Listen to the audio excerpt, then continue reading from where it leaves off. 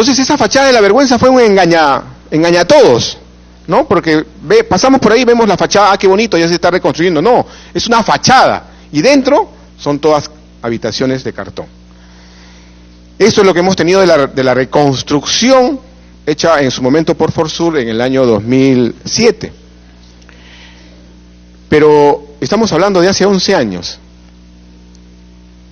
En la actualidad, en Nepeña, un distrito afroperuano en la región Ancash, hemos encontrado un colegio de varones que tiene aulas prefabricadas de hace 49 años. Y esto a raíz del terremoto del año 70. Ya Proniet está interviniendo, pero a insistencia de nosotros constante. Lamentablemente la región Ancash ha sido golpeada por diferentes situaciones con sus gobernadores locales y regionales que no han permitido focalizar el desarrollo justamente de distritos tan alejados, ¿no? Entonces nos tocó a nosotros estar insistiendo siempre en cada intervención que teníamos en el Pleno respecto a este tema y obviamente en las reuniones que hemos tenido con este sector como es el de educación. Lo mismo seguiremos haciendo para que la reconstrucción en nuestro Pixi se haga efectiva tal como lo acaba de mencionar nuestro señor alcalde. Así que estas visitas no solamente terminan en temas protocolares, si se quiere, ¿no? Sino que al final, como bien ya lo ha dicho nuestro señor alcalde, luego de esto vamos a ver de tener un plancito por lo menos, ¿no? Un gran pequeño de actividades para poder atender estos temas que tenemos acá en Pixi. Hemos presentado varios proyectos de ley, pero 2 específicamente ya están en la agenda del Congreso de la República.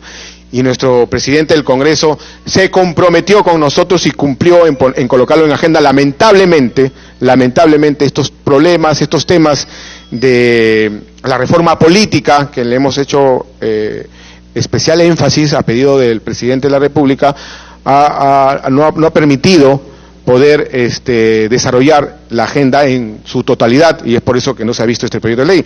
Pero es el proyecto de ley 1081 que está desde el año 2016, que dice: proyecto de ley reforma constitucional que incorpora como derecho constitucional el respeto a la identidad cultural de los pueblos afroperuanos. En la ley, en la Constitución, solo figura en el artículo respectivo los pueblos andinos, indígenas y amazónicos, pero no habla de nuestro pueblo afroperuano. Entonces ya está esta modificatoria, solo está para debatirse en el Pleno del Congreso. El otro es el proyecto de ley 1365, también del año 2016, proyecto de ley que modifica el artículo 323 del Código Penal, que incorpora nuevos supuestos de hechos que configuran delito de discriminación. Y esto lo vemos no solamente en las redes sociales. Bueno, en las redes sociales prácticamente no hay un control ahí, ¿no? Entonces cualquier troll, le llaman troll a aquellos que no son reales, comienzan a hacer actos o a escribir de manera discriminatoria y a veces insultante, pero más lo estamos viendo en los medios de comunicación y sobre todo en provincias, en donde no hay un control, ¿no? Entonces, estos supuestos delitos discriminativos a raíz de esta modificatoria en el artículo 323 del Código Penal va a permitir que estas personas tengan mucho más cuidado, porque las sanciones sí van a ser mucho más drásticas, ¿no? De eso se trata. Y estos proyectos de ley, el primero tiene bastante tiempo, y no me van a dejar mentir nuestros amigos que siempre están a través de los gremios importantes que tienen, que vemos en todas las regiones de afrodescendientes, es algo que ha querido seguir, buscar, lograr todos los afrodescendientes. Pero los demás proyectos de ley lo hemos visto en reuniones, justamente en mesas de trabajo como esta, donde abogados afrodescendientes nos han dado a conocer esta problemática. Hemos estado en reuniones, y lo pueden ver en la página de la Coordinadora para el Desarrollo de los Pueblos Afroperuanos. Hemos tenido reuniones con los secretarios, los embajadores de Ecuador, por ejemplo, que tiene políticas públicas muy interesantes respecto a los afroperuanos, y más aún Colombia, ¿no? Colombia están muy adelantados en temas justamente de políticas públicas afrodescendientes. Así que de esta manera nosotros no solamente vamos a aterrizar en una de las funciones principales que tenemos de dotar de leyes que beneficien a toda la población, sobre todo en especial a las afroperuanas, sino que también reitero el compromiso que estamos hoy haciendo con nuestro gobernador local para que él tenga en este despacho, y propiamente el despacho del congresista César Segura, que es el despacho al final, y tienen que entenderlo bien, no es que uno busque un agradecimiento por este tema, es parte de nuestra función. Yo les voy a recordar algo. Ustedes en el año 2017 fueron a las ánforas y votaron por un representante, ¿no es cierto?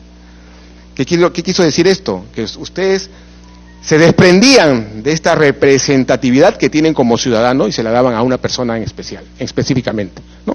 Y escogieron 2, 3, 4, 5, 6 congresistas. Esos congresistas los representan y tienen que venir acá a dar cuenta qué es lo que están haciendo. Y no necesariamente tienen que ir a cada puerta y decirle, hoy estamos haciendo este tema, sino, ¿quiénes lo representan a todos ustedes? Nuestro señor alcalde. Es el más cercano representante que tenemos de los ciudadanos, es el alcalde, y es el alcalde de los distritos como Pixi, por ejemplo, ¿no? Y es con ellos que tenemos que articular. ¿Por qué? Porque ellos representan justamente los problemas que tienen cada una de sus circunscripciones, sus distritos, sus provincias, ¿no? Y las regiones en general, ¿no? Y de eso es que se trata. ¿Qué hiciste? ¿Qué hiciste? Cada uno se tiene que preguntar cuando tuviste la oportunidad de representar y tuviste el honor de estar en ese Congreso de la República, ¿no? Así que de eso justamente se trata y esperemos que pronto podamos hacer, cumplir, lograr con nuestra función destrabar y alcanzar los proyectos, los diferentes temas que tiene el sector público, sobre todo el gobierno central, de temas sociales que tienen en todos los ministerios y que lamentablemente están centralizados en Lima. Estos hay que tratar de diseminarlos y poderlos hacerlos llegar a todos ustedes. Eso es por mi parte. Yo quiero agradecer siempre al Ministerio de Cultura que venimos articulando los esfuerzos, al Instituto Nacional de Estadística e Informática que nos permite a nosotros conocernos más y a través de esta información poder centrar nuestros esfuerzos para poder nosotros lograr encaminar en el beneficio de todos ustedes. Hoy estábamos conversando con la esposa de nuestro señor alcalde, presidenta del Comité de Damas, y también mi señora esposa, que por cierto le cambiaron de nombre, no me la vayan a cambiar por si acaso, pero sí que ella pertenece también al Comité de Damas del Congreso de la República, y justamente eso es una de las maneras en que de esta forma involucramos también a la familia, porque de eso se trata, poder abocarnos con un granito de arena para justamente lograr ciertos beneficios, ciertas gestiones para poder alcanzar pues el beneficio para todos. Yo saludo que la esposa de nuestro señor alcalde lo esté acompañando, eso fortalece la gestión del señor alcalde, impulsa, ¿no? Porque imagínense, pues ya no solamente tiene a los regidores que le están reclamando, sino también tiene a la esposa que, oye, ¿cuándo? Pues no, oye, acá necesito esto, y acá ahí el otro, ya que vas a Lima, ¿no? Llévale este oficio al Comité de Damas, o vete al MIDIS, o vete a diferentes sectores donde él puede lograr alcanzar de manera general todas necesidades que se tiene en nuestro distrito. Esa asociación familiar hace y dice mucho de lo que va a ser realmente esta gestión en estos años que le toca a nuestro querido representante gestionar, trabajar por todos ustedes. Dios los bendiga y muchísimas gracias. Gracias, señor congresista. A continuación, exposición de la señorita Alicia Quevedo, especialista en políticas públicas para la población afroperuana del Ministerio de Cultura. Es una mesa de trabajo con un programa.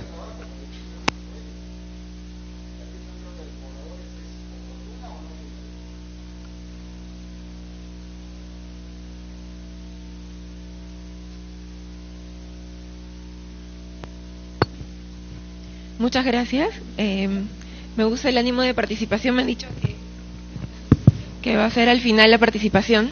Entonces, me gustaría exponer lo que tiene el Ministerio de Cultura para de ahí absorber las preguntas en conjunto.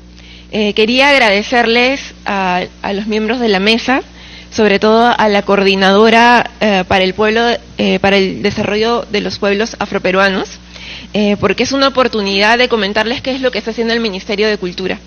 Personalmente es la segunda vez que estoy en Pixi. La primera vez estuve más en Capote, pero sí conozco a Roberto Jaramillo, a su linda hija, y algunos de ustedes también los he visto por ahí caminar. Y además a Carlos Reyes, que ahorita está desarrollando su investigación sobre Capote, me ha contado cosas muy interesantes que espero podamos compartir. En esta oportunidad, lo que yo quiero es darle el protagonismo a ustedes y hablar poco, porque sé que el señor Carlos Lachira, el señor Gregorio Quiroz, el señor Luis Niño, el señor Fernando Zurita van a tener la oportunidad de compartir con nosotros todo su aporte.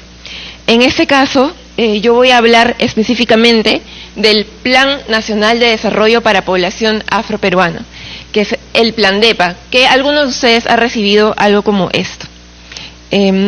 Esa infografía o ese póster resume un poco lo que yo les voy a expresar.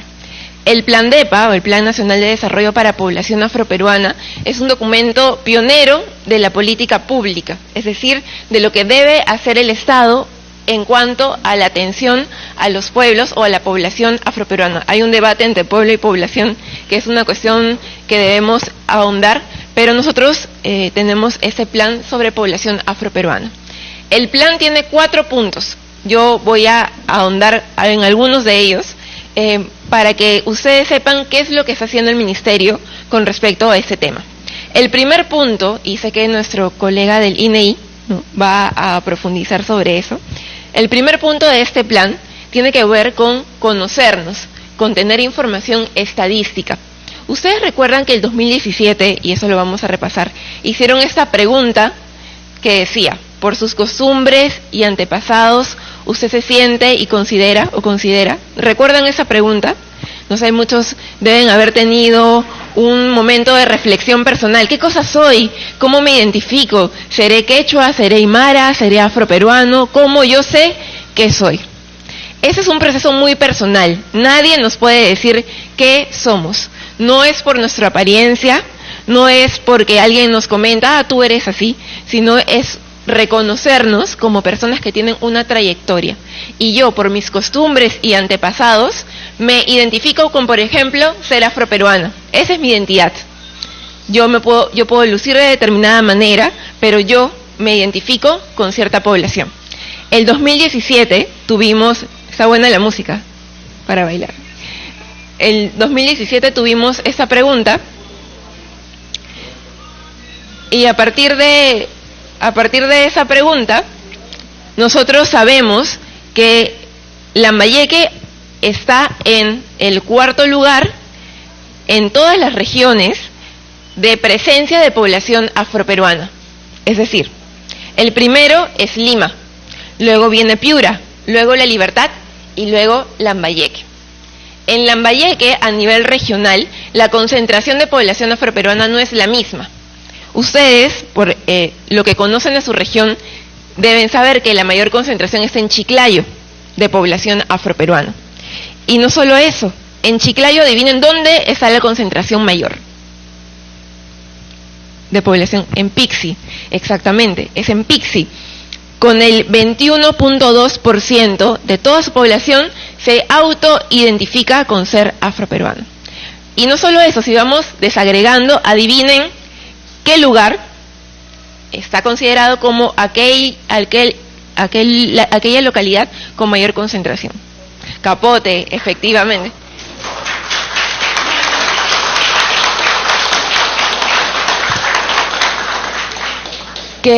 Lugar que tiene una historia muy particular. Sé que su nombre original, ¿cuál es el nombre original de Capote? Eso me lo han comentado recién. Nuestra Señora del Carmen de Chacupe, ¿no es cierto? Así es. Pero le dicen Capote. ¿Y por qué le dicen Capote? Esa es una historia muy interesante. Tiene que ver con encapotados, ¿no es cierto? Sí, y tiene una historia también muy relacionada, estrechamente relacionada con la población negra, población afroperuana peruana afrodescendiente que llegó esclavizada a esa localidad. Porque por la historia y el desarrollo de la historia, cuando esa población explotada quería liberarse por su propia cuenta, se convertían muchos de ellos en cimarrones, es decir, en rebeldes, ¿no es cierto? Y tenían que esconderse y ganarse la vida de muchas maneras. Y la leyenda dice que en Capote estaban los encapotados, ¿cierto? Muchos de ellos, o gran parte de ellos, cimarrones, ¿no? Aquellos esclavizados que se escapaban por su libertad. La historia de Capote es muy interesante, y sé que no se ha escrito mucho sobre eso. Es una tarea que ustedes tienen pendiente. Escribir, dejar constancia, no solo oral, porque a veces eso se va perdiendo, ¿no es cierto? No tenemos mucho tiempo de conversar con los hijos, con los nietos, y toda esa riqueza se pierde, desgraciadamente. Un aspecto por desarrollar es la escritura, escribir nuestra historia, y en eso estamos. En el Ministerio de Cultura, a partir de estos datos que les he dicho, que Capote es la localidad con mayor concentración, el 49.1% de ustedes, o de Capote, se autoidentifica como afrodescendiente, afroperuano.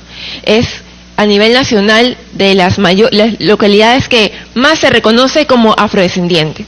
Entonces hay mucho por hacer. Es un pueblo negro, es un pueblo afroperuano. Sin embargo, estas estadísticas no solo nos dicen cuántos son, sino cuáles son sus condiciones de vida. Y ese panorama no es tan alentador. ¿Por qué? Porque las condiciones no son las más adecuadas ni las mejores.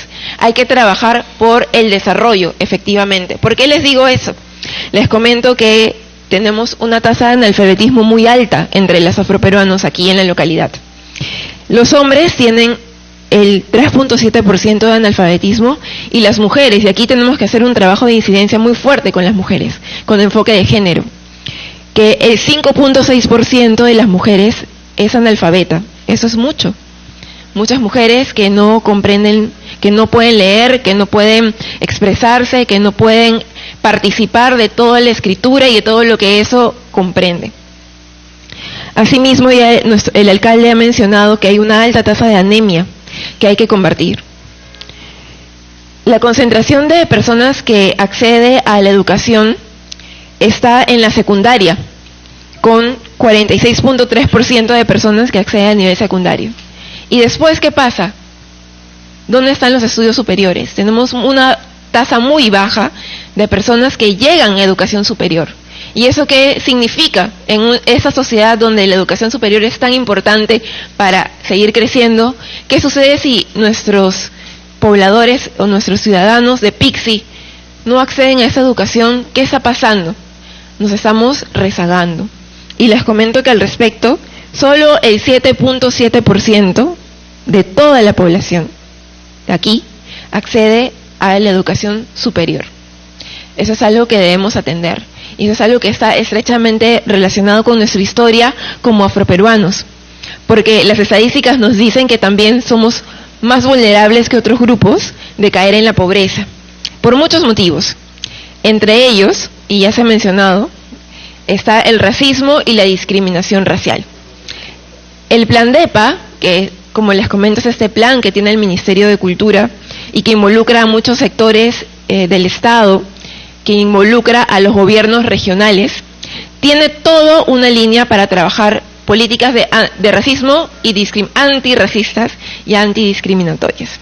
Debemos trabajar con las escuelas. Esa es una labor que con el Ministerio de Educación tenemos pendiente y estamos desarrollando. Asimismo, nosotros desde el Ministerio incentivamos que se promueva el desarrollo social, económico, productivo, etcétera. Y al respecto les tengo algunas noticias o avances que hemos desarrollado en la dirección. La educación es fundamental y ya hemos mencionado eso.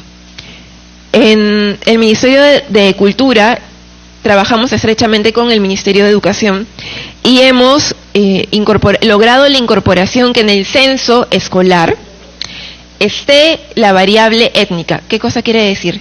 Que nosotros vamos a poder saber, tal vez no es ciencia cierta porque el método no lo permite, pero sí vamos a poder tener una idea de cuántos estudiantes afroperuanos hay en cada escuela, cuántos se autoidentifican sería lo mejor, pero ahora lo que tenemos es que el director nos va a comentar cuántos afroperuanos, cuántos niños afroperuanos hay.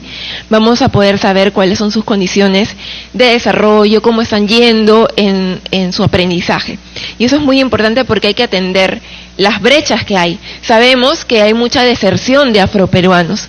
Muchos niños se salen de la escuela. ¿Por qué será? ¿Por qué un niño se saldrá de la escuela? Lo más probable es porque tengan que trabajar. O porque también hay un gran componente de discriminación. En el ministerio recibimos denuncias, desgraciadamente muy frecuentes, que en la escuela los niños son molestados por su etnicidad, porque les dicen, los insultan, como bromas entre comillas, no los comparan con animales, con personajes nefastos de la televisión también, y todo eso desanima a los chicos. Inclusive ha habido denuncias en que docentes ejercen esos insultos contra los niños. Eso también es un factor que promueve la deserción. En educación tenemos mucho por trabajar. Hemos logrado algunas cosas que en conjunto con el Ministerio de Cultura son logros. Hemos logrado que en el 2007, y eso sí, se aplicó también en el 2018, PRONAVEC, que es el Programa Nacional de Becas, asigne 30 becas de pregrado para población afroperuana. Y eso es un proceso que nosotros estamos ajustando. Por ser afroperuano, afrodescendiente, la idea es que se pueda acceder a ciertos, no son consideraciones porque son derechos, pero a cierto reconocimiento por venir, por ejemplo, de Capote o de Pixi. Tener un puntaje adicional cuando se postulan a becas, porque ese puntaje adicional reconoce que por ser afroperuano la has tenido más complicada que otras personas. Y entonces ese puntaje te permite competir en mejores condiciones frente a las otras personas. Asimismo, en salud se ha incorporado, cuando uno va a atenderse al centro de salud, se debe llenar una ficha, que es la ficha GIS. En la ficha se ha incorporado la variable de pertenencia étnica. Es decir, cuando te atienden, uno tiene que declarar, la persona que te atiende tiene que colocar cómo te identificas. Ese proceso es muy complejo, porque la autoidentificación de por sí nos genera mucho conflicto, y muchas veces el discurso se desvirtúa y se piensa que es una cuestión de razas, ¿no? ¿Qué raza eres? Entonces la pregunta se hace muy difícil. Pero la idea es tener información de, por ejemplo, qué enfermedades o qué atenciones necesitan los afroperuanos. Por ejemplo, hace 2 años se firmó un convenio entre el Ministerio de Salud y el Ministerio de Cultura. ¿Y qué dijeron en la firma del convenio? Que en Ica, justamente en la región del congresista, muchos afroperuanos sufren de los riñones. Muchos. Hay una gran incidencia. Cuando uno sufre de los riñones, ¿qué cosas se tienen que hacer? Hay un procedimiento muy costoso, que es la diálisis, ¿no es cierto? La diálisis, además de ser muy costoso, es muy desgastante. ¿Y qué encontraron? Que gran porcentaje de afroperuanos tiene que someterse a diálisis. Eso implica gasto para la familia. Eso implica dejar de trabajar. Eso implica cambiar estilos de vida, que a veces es muy difícil. Hay una gran incidencia de población afroperuana que necesita ese tratamiento, un gran peso en sus familias, en la economía, para enfrentarse a ese tratamiento. Eso implica entonces que desde el Estado debemos pensar qué cosa hacer con ese problema. Y eso es lo importante en cuanto a salud, tener información de cómo está yendo la población afroperuana. Asimismo, en justicia se participó en el Plan de Derechos Humanos, donde se consideran varios puntos para población afroperuana. Uno de los puntos, y que el congresista mencionó, es que en la Constitución se incorpore a los afroperuanos como pueblo que constituye la nación. Aún no se reconoce eso. Hay invisibilidad, no está. Asimismo, nosotros tenemos una articulación con el Ministerio de la Mujer, donde hay una mesa de la mujer que necesita activarse y reactivarse constantemente, y para eso es importante la participación de todos nosotros. En los centros de emergencia mujer, que ustedes deben conocer, también se ha implementado tener la variable étnica para saber cuántas mujeres afroperuanas son violentadas y por qué. Se ha encontrado como estudios preliminares que muchas de las mujeres afroperuanas son violentadas por su condición de ser efectivamente afroperuanas. Son insultadas, por ser afroperuanas, y hay gran incidencia de maltrato psicológico. Entonces, hay mucho por hacer. ¿Qué es lo que estamos haciendo en regiones?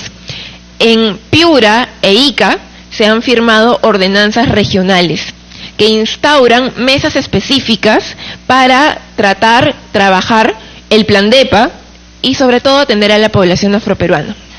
Estamos luchando para que salga una ordenanza similar que había salido en Lambayeque, pero por muchos motivos no se termina de instaurar. Ese espacio es muy importante porque participan las autoridades que pertenecen a la región y nos permiten hacer políticas específicas para, por ejemplo, Pixi, Capote, nos permitiría tener al gobierno regional con la mira en esas poblaciones. Lo que yo les propongo ahora, ya que está el alcalde, es que se pueda seguir ejemplos de lo que tenemos en la región Lima. En Cañete, en Aucayama y en Quilmaná, que son localidades en Lima, se han formado mesas locales de trabajo para población afroperuana. Estas mesas locales, por ser más específicas, han venido desarrollando y teniendo logros. Por ejemplo, en Cañete se organizan distintas actividades de recaudación de fondos y de visibilidad de los aportes de la población afroperuana. En momentos específicos, como por ejemplo el mes de la cultura afroperuana. ¿Cuándo fue el mes de la cultura afroperuana? En junio, muy bien, en junio. Y eso es importante que se enseñe. Junio es el mes de la cultura afroperuana y junio es una fecha importante para hacer muchas actividades de visibilidad. Por ejemplo, en las escuelas, campañas, pero no solo quedarnos en junio. Junio es solo una excusa, pero la idea es trabajar todo el año. Estas mesas locales han trabajado y trabajan en fechas específicas. Por ejemplo, Cañete tiene junio, pero también tiene el Carnaval Negro, que es en febrero. Y realizan actividades no solo culturales, que son muy importantes, como las danzas. Ahora vamos a apreciar a las chicas bailando, que son muy importantes, pero no solo centrarnos en las danzas y en aquellas instancias donde tradicionalmente se le ha visto al afroperuano, sino desarrollarnos en distintos aspectos, como por ejemplo lo productivo. ¿Qué está pasando con nuestra economía aquí en Pixi, en Capote? Nos permite sobrevivir, subsistir.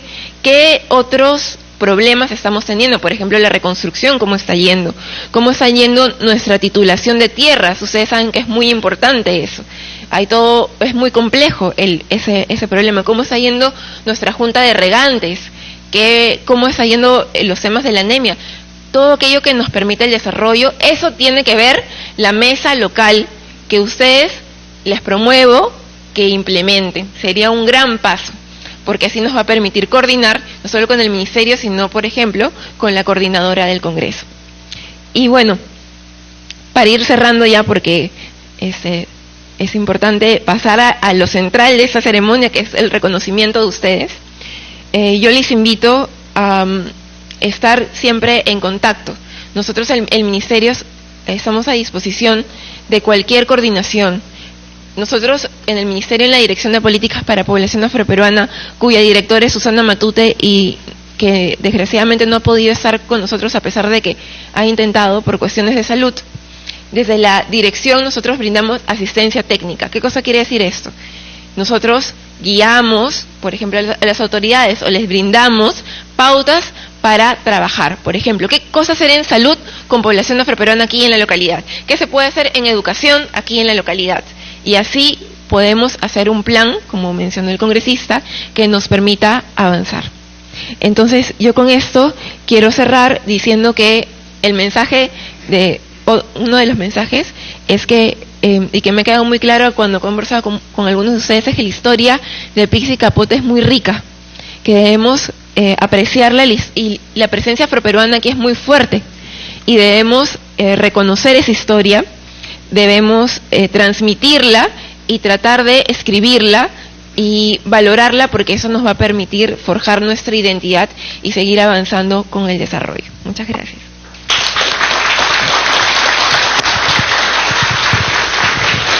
Muchísimas gracias a la representante del Ministerio de Cultura. A continuación, exposición del señor Daniel Ismael Cancino Castañeda, director departamental del INEI Lambayeque.